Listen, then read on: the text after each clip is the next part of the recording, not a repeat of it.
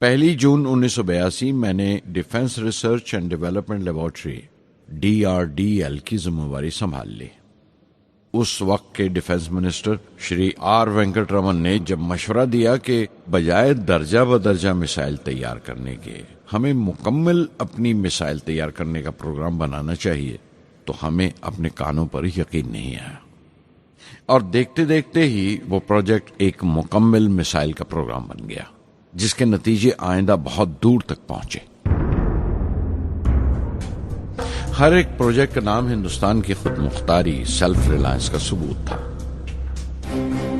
Surface to surface missile का नाम पृथ्वी रखा गया, टैक्टिकल कोर व्हीकल को त्रिशूल का नाम दिया गया, surface to air defence system Akash कहलाया, एंटी टैंक मिसाइल प्रोजेक्ट को नाग के नाम से पुकारा गया और मेरे देरीना ख्वाब रेक्स को यानी re entry experiment launch vehicle को मैंने अग्नि का नाम दिया। मिसाइल टेक्नोलॉजी का हुनर दुनिया की कुछ चुनी हुई कौमों के पास ही था। वो बड़े ताज्जुब से हमारी तरफ देख रहे थे कि हम क्या करने जा रहे हैं और कैसे करेंगे।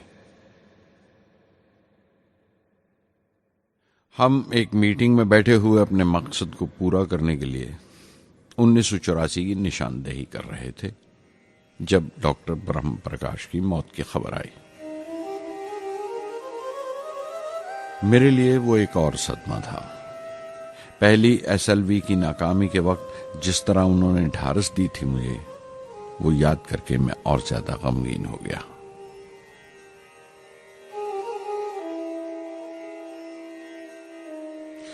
प्रोफेसर साराभाई अगर VSSC के निर्माता थे, बनाने वाले थे, तो डॉक्टर ब्रह्म प्रकाश उसके आमिल थे, एग्जीक्यूटर थे।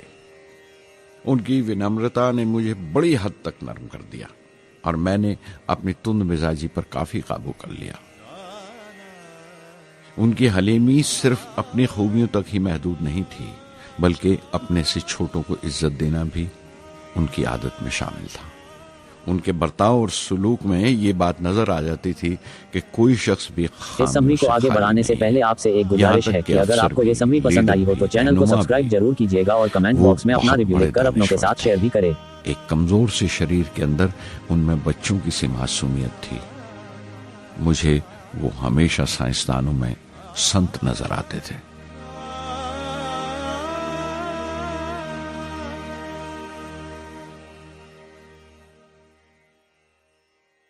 पृथ्वी का काम अपनी तकमील को पहुंच रहा था जब हम 1988 में दाखिल हुए। 25 फरवरी 1988 सुबह 11:23 पर पृथ्वी की पहली परवाज वाक़ हुई। हमारे मुल्क में वो एक ऐतिहासिक मौका था। पृथ्वी सिर्फ एक सरफेस टू सरफेस मिसाइल ही नहीं, बल्कि आइंदा आने वाली तमाम किस्म की मिसाइल का बुनियादी नक्शा भी था, फ्यूचर का मॉड्यूल था वो। पृथ्वी ने हमारे आस पड़ोस के मुल्कों को दहला दिया। मगरबी यानी वेस्टर्न मुल्कों को पहले तो हैरत हुई, फिर गुस्से का इजहार किया और पाबंदी लगा दी इंडिया के लिए कि वो ऐसी कोई चीज बाहर के मुल्कों से न खरीद सकें जो उनके मिसाइल प्रोग्राम में इस्तेमाल हो सकती हो या काम आ सकती हो। मिसाइल की इजाद में हिंदुस्तान की खुद मुख्तारी ने दुनिया के तमाम तरक्की याफ्ता मुल्कों को परेशान कर दिया। अग्नि की टीम में 500 से ज्यादा साइंसदान शामिल थे। अग्नि की परवाज 20 अप्रैल 1999 तय पाई थी। लॉन्च की तमाम तैयारियां मुकम्मल हो चुकी थीं और हिफाजत के लिए यह फैसला किया गया था कि लॉन्च के वक्त आसपास के तमाम गांव खाली करा दिए जाएं। अखबारात और दूसरी मीडिया ने इस बात को बहुत उछाला। 20 अप्रैल पहुंचते पहुंचते तमाम मुल्क की नजरें हम पर टिकी हुई थीं। दूसरे मुल्कों का दबाव बढ़ रहा था कि हम इस तजुर्बे को मुलतवी कर दें या खारिज कर दें, लेकिन सरकार मजबूत दीवार की तरह हमारे पीछे खड़ी रही और किसी तरह हमें पीछे नहीं हटने दिया। परवाज से सिर्फ 14 सेकंड्स पहले हमें कंप्यूटर ने रुकने का इशारा किया। किसी एक पुर्जे में कोई खामी थी। वो फौरन ठीक कर दी गई, लेकिन उसी वक्त डाउन रेंज स्टेशन ने रुकने का हुक्म दिया। चंद सेकंड्स में कई रुकावटें सामने आ गईं और परवाज मुलतवी कर दी गई। अखबारात ने आस्तीनें चढ़ा ली, हर बयान ने अपनी अपनी तरह की वजूहात निकाल ली। कार्टूनिस्ट सुधीर दार ने एक कार्टून शाया किया जिसमें एक खरीदार कुछ सामान दुकानदार को वापस करते हुए कह रहा था, अग्नि की तरह वो भी नहीं चली। एक कार्टून में दिखाया गया कि साइंसदान कह रहा है, सब ठीक था, स्विच बटन नहीं चला। हिंदुस्तान टाइम्स के कार्टून में एक नेता रिपोर्टर को समझा रहा है, डरने की कोई बात नहीं, ये बड़ी अमन पसंद अहिंसावाद की मिसाइल है, इससे कोई मरेगा नहीं। करीब 10 रोज दिन रात काम चला मिसाइल की दुरुस्ती पर और आखिरकार साइंसदानों ने एक नई तारीख तय की अग्नि की परवाज के लिए। मगर फिर वही हुआ, 10 सेकंड पहले कंप्यूटर ने रुकावट का इशारा किया। पता चला एक पुर्जा काम नहीं कर रहा है। परवाज फिर मुलतवी कर दी गई। ऐसी बात किसी भी साइंसी तजुर्बे में हो जाना आम बात है, गैर मुल्कों में भी बहुत बार होता है। इस समरी को आगे बढ़ाने से पहले आपसे एक गुजारिश है कि अगर आपको ये समरी पसंद आई हो तो चैनल को सब्सक्राइब जरूर कीजिएगा और कमेंट बॉक्स में अपना रिव्यू कर अपनों के साथ शेयर भी करें। कार्टून छपा जिसमें एक देहाती कुछ नोट गिनते हुए कह रहा था, मिसाइल के वक्त गांव से हट जाने का मुआवजा मिला है, 2-4 बार और ये तजुर्बा मुलतवी हुआ तो मैं पक्का घर बनवा लूंगा। अमोल बटर वालों ने अपने होर्डिंग पर लिखा, अग्नि को ईंधन के लिए हमारे बटर की जरूरत है। अग्नि की मुरम्मत का काम जारी रहा। आखिरकार एक बार फिर 22 मई की तारीख अग्नि की परवाज के लिए तय पाई। उसकी पिछली रात doctor Arunachalam, general KN Singh और मैं डिफेंस मिनिस्टर KC पंत के साथ चहलकदमी कर रहे थे। पूरे चांद की रात थी, हाई टाइड का वक्त था और लहरें गरज गरज कर खुदा की अजमत का नाम ले रही थी। कल अग्नि की परवाज कामयाब होगी या नहीं, बार बार यही सवाल हमारे दिमाग में गूंज रहा था।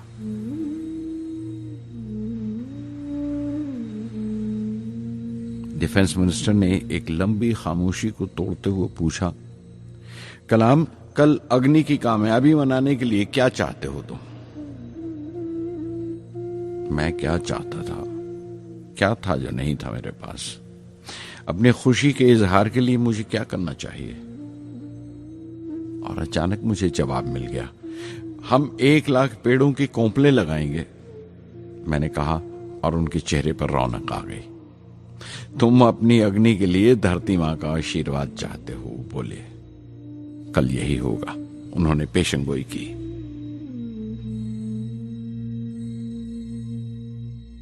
अगले दिन सुबह 7:10 पर अग्नि लॉन्च हुई।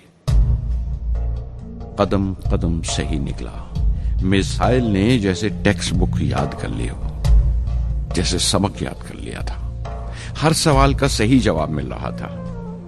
लगता था एक लंबे खौफनाक ख्वाब के बाद एक खूबसूरत सुबह ने आंख खोली है।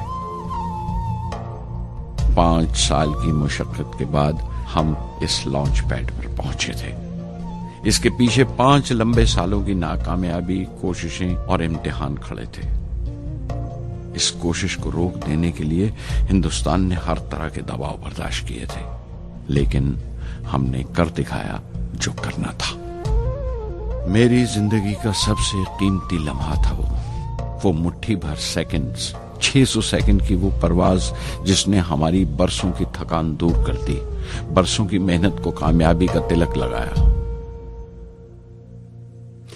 उस रात मैंने अपनी डायरी में लिखा, अग्नि को इस नजर से मत देखो, ये सिर्फ ऊपर उठने का साधन नहीं है, न शक्ति की नुमाइश है।